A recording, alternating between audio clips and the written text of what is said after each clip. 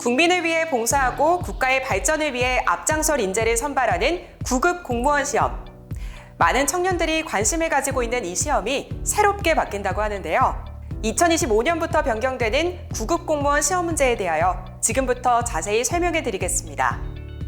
먼저 9급 공무원 시험 문제가 왜 바뀌는지부터가 궁금하실 텐데요. 그동안의 9급 공무원 시험은 다소 암기 위주로 출제되어 직무 역량이 높은 인재를 선발하는 데 적합하지 않을 뿐만 아니라 다른 시험과 다소 괴리된 일명 갈라파고스화된 시험으로 수험생의 부담이 크다는 평이 있었습니다.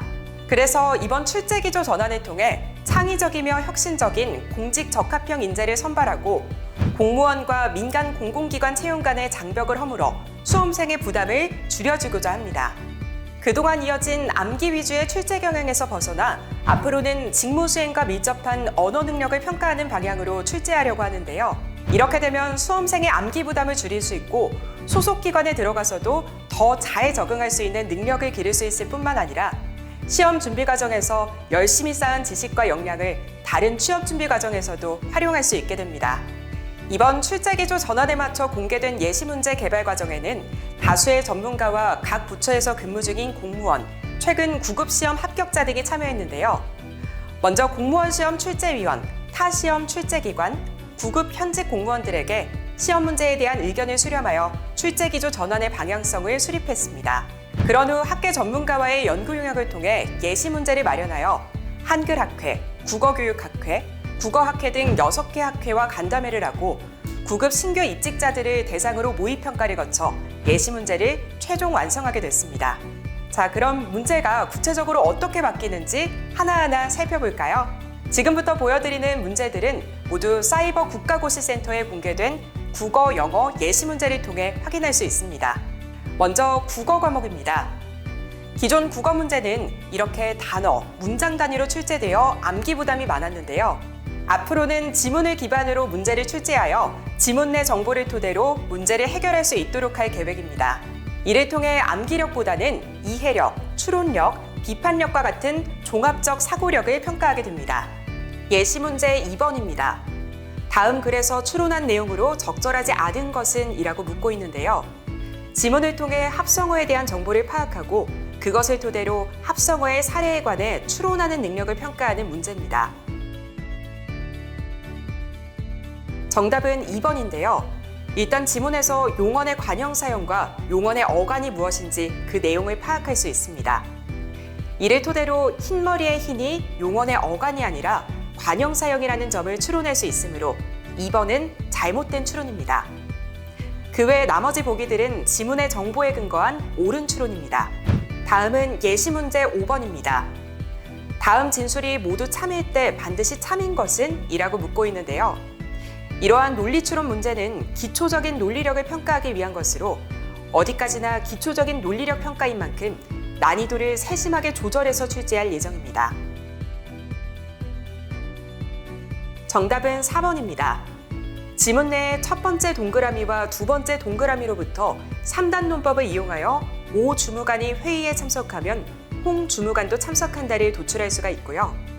이렇게 도출한 명제로부터 홍 주무관이 회의에 참석하지 않으면 오 주무관도 참석하지 않는다는 것을 추론할 수 있습니다. 이는 중고등학교 때 배울 수 있는 명제의 대우 관계를 이용한 추론입니다. 이번에는 예시 문제 18번입니다. 윗글에 대해 평가한 내용으로 가장 적절한 것은? 이라고 묻고 있는데요. 지문에서 나오는 주장을 파악하고 그 주장을 강화 또는 약화하는 사례를 찾을 수 있는지와 같은 비판 능력을 평가하기 위한 문제입니다. 정답은 4번입니다. 애킨스는 스톤헨지를 만든 기원전 3000년경 사람들이 과학적 사고를 할 수 없는 사람들이라고 주장했는데요. 그런데 그 당시 사람들에게 천문학과 같은 과학적 지식이 있었다는 증거가 발견되면 애킨슨의 주장은 약화되므로 주장에 대한 평가로 적절합니다. 반면 나머지 보기들은 적절하다고 보기는 어렵겠죠. 지문 하나에 2개 이상의 문항이 나오는 형식의 문제도 출제됩니다. 긴 글을 읽도록 하여 평가의 진정성을 높이고 짧은 시간 내에 다양한 역량을 평가하기 위한 의도로 한 지문 2문항으로 구성했는데요. 여기에선 11번 문제만 간단히 설명하겠습니다. 문맥상 기억의 의미와 가장 가까운 것은 이라고 묻고 있는데요. 어휘력을 평가하면서도 기존처럼 어려운 어휘를 암기하지 않도록 하고 기본적인 어휘를 지문 속 맥락에 따라 얼마나 적절하게 이해하고 있는지를 평가하도록 출제했습니다. 정답은 3번입니다. 돌아가다라는 단어에는 많은 의미가 포함되어 있는데요. 지문에서의 돌아가는은 원래 있던 곳으로 다시 가거나 다시 그 상태가 되다라는 의미로 사용되었다고 볼 수 있습니다. 3번 보기 역시 잃어버린 동심이라는 원래의 상태로 돌아가다라는 의미로 사용된 것을 확인할 수 있습니다. 이렇게 몇 가지 대표적인 문제를 간단하게 설명해 드렸고요. 이러한 문제들 외에도 공문서, 보고서 등 직무 관련성 있는 소재, 국어학, 국문학 소재, 과학, 기술 소재, 인문, 사회와 문화, 예술 등 다양한 분야의 소재를 활용해 수험생의 교양을 폭넓게 평가할 예정입니다. 다음은 영어 과목입니다. 예전에는 영어 과목 역시 암기형 문제가 다수 출제됐는데요. 이러한 문제에서는 밑줄 친 단어를 암기하고 있는지가 문제풀이의 핵심이었습니다. 하지만 앞으로는 지역적인 어휘를 출제하기보다는 문맥 속에서 적절한 단어를 추론하여 풀 수 있도록 출제할 계획입니다. 예시 문제 1번인데요. 단어부터 활용성이 높은 어휘를 출제하고 지문에 빈칸을 만들어서 단어 암기 여부가 아니라 문장 전체를 이해한 뒤 적절한 어휘를 고르는 능력을 평가하도록 출제했습니다. 정답은 1번인데요. 지문 뒷부분에 비정상적인 날씨로 간주된다는 의미의 referred as abnormal climate 라는 내용 속에서 abnormal에 상응하는 불규칙한 이라는 의미의 irregular가 정답임을 추론할 수 있습니다. 또한 많은 수험생 여러분이 어려움을 겪었던 문제 유형이 어법 문제인 걸로 아는데요. 활용성이 낮은 어법을 높은 난이도로 출제했지만 앞으로 이러한 단문 유형은 출제 문항수를 가능한 줄이는 방향으로 계획하고 있습니다. 예시 문제 4번인데요. 이렇게 단문이 아닌 문단으로 활용성 높은 어법을 출제하고 밑줄을 그어 어떤 어법을 묻고 있는지도 명확히 해서 출제할 계획입니다. 이 문제의 정답은 1번이고요. 대절의 주어인 knowledge가 불가산 명사이므로 are이 아닌 is가 들어가야 합니다. 예시 문제 7번처럼 생활영어 문제에서는 시대의 흐름에 맞게 비대면 의사소통 상황을 표현한 문제도 출제됩니다.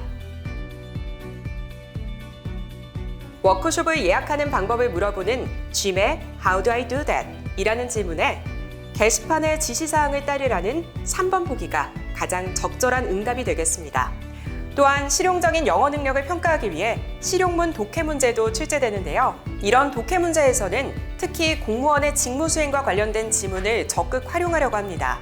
예시 문제 8번, 9번의 지문은 인근 시설의 소음에 대해 민원을 제기하는 이메일 내용인데요. 민원이라는 직무와 밀접한 소재를 도입하고 이메일이라는 실용문에 대한 독해 능력을 평가하기 위해 출제했습니다. 8번 문제의 정답은 3번이고요.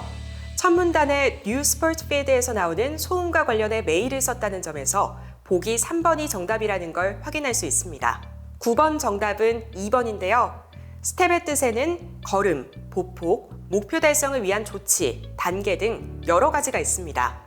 지문의 스텝은 Noise Disturbances를 다루기 위한 어떠한 조치를 요구한다는 점에서 액션과 가장 의미가 가깝게 쓰였다는 점을 확인할 수 있습니다.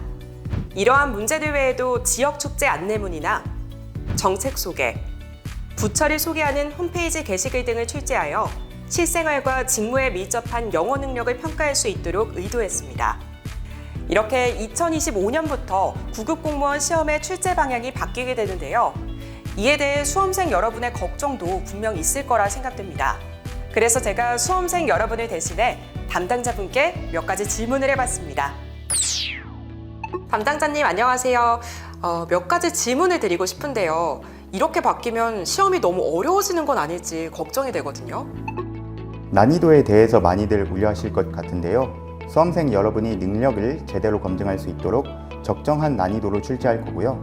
출제 과정에서 전년도 시험 합격자의 문항별 검토와 예비 테스트 등을 통해 난이도를 적정 수준으로 조절할 계획입니다. 그런데 2025년부터 적용되는 건 너무 빠른 거 아닌가요? 최근 시험 합격자를 대상으로 한 의견 수렴 결과 국어, 영어 과목에서 가장 힘든 점은 과도한 암기 부담이라는 의견이 많이 있었습니다.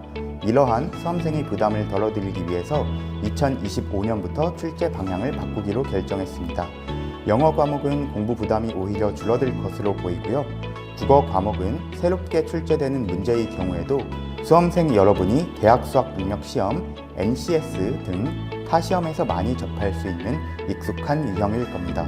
따라서 유예 기간을 길게 두기보다는 출제 방향을 바꾸는 것이 수험생의 부담을 덜어드리는 길이라고 판단했습니다. 그럼 2024년에는 시험 문제가 바뀌지 않는 건가요? 2024년에는 수험생 여러분이 기존 방식대로 계속 학습하셔도 무방합니다. 최근 국가직 7급은 공직 적격성 평가, PSAT와 영어 검정시험 대체 제도가 도입된 걸로 알고 있습니다. 혹시 국가직 9급에는 관련된 계획이 없나요? 현재 9급 채용에 PSAT와 영어 검정시험 대체 제도 도입은 검토하고 있지 않습니다. 국어 과목은 성적을 올리기 어려운 선천적으로 머리가 좋은 사람을 뽑는 시험 문제가 아닌지 우려가 되는데요. 수험생들이 어떻게 준비해야 할까요? 국어 과목의 새로운 출제 방향은 기본적인 국어 능력과 종합적 사고력을 평가하는 데에 있는데요. 이러한 유형은 수능, NCS 등 타 시험에서 이미 출제하고 있으므로 수험생 여러분에게도 익숙한 유형일 거라 생각합니다. 폭넓은 독서를 통해 균형 잡힌 교육과 훈련을 하고 논리적, 비판적 사고 능력을 기른다면 좋은 결과를 얻을 수 있을 겁니다. 영어 과목도 실용문 독해 등 새롭게 추가된 문제 유형이 있잖아요. 수험생들이 어떻게 준비해야 할까요? 영어 과목의 새로운 출제 방향은 직무와 밀접한 영어 능력을 평가하는 데에 있습니다. 새롭게 추가된 유형도 탭스 등의 타 시험에서 출제하고 있는 형태라서 수험생에게 익숙할 건데요. 기존의 공부 방식과 큰 변화 없이 저희가 공개한 예시 문제를 참고하면서 학습하는 것으로도 충분하실 겁니다. 담당자께서 수험생에게 하고 싶은 말씀 있으실까요? 수험생 여러분에게 많은 도움을 드리기 위해 예시 문제를 공개하고 안내 영상을 제작했습니다. 어디까지나 이번 출제 기조 전환은 수험생의 부담을 줄여주자는 취지에서 진행이 되었는데요. 예시 문제와 안내 영상을 통해 인사처의 출제 방향성을 수험생 여러분이 이해하셨으면 좋겠고 향후 의견 수렴을 계속하면서 시험의 타당도를 높이기 위해 노력하겠습니다. 지금까지 2025년도부터 변경될 9급 공무원 시험의 출제 방향을 설명해 드렸는데요. 이 내용이 시험을 준비하는 수험생 여러분께 도움이 되길 바랍니다. 감사합니다.